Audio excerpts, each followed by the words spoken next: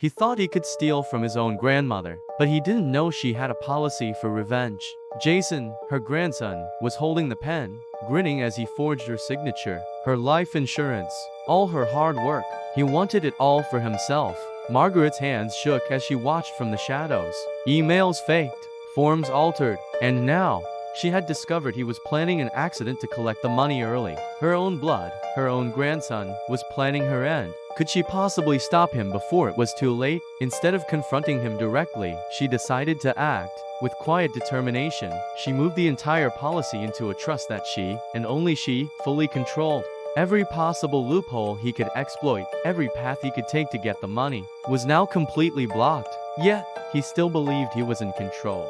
And she let him think that. Jason swaggered in the next morning, smirking and waving the forged papers in his hand. "Grandma," he said with a sickening sweetness, "I'm just helping you manage all this."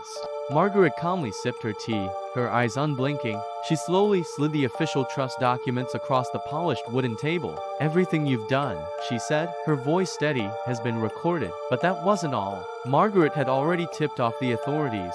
Every single forgery, every digital manipulation, every whispered plan had been traced, documented, and was now ready for them. The grandson who thought he could outsmart and manipulate his own family was about to face consequences he never, ever imagined. Just then, a sharp, authoritative knock echoed from the front door. It was them, the authorities.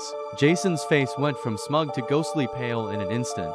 Margaret remained calm, eerily, unnervingly calm. Her revenge wasn't loud or cruel. It was firm, precise, and absolutely unstoppable. Jason slumped into a chair, humiliated, defeated, and utterly powerless as the officers entered the room. Margaret neatly folded her insurance papers, a faint, knowing smile playing on her lips.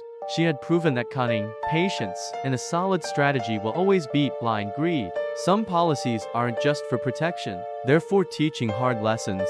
And revenge, when served cold, is the one policy you can never outsmart. Thanks for watching, and don't forget to follow for more stories like this.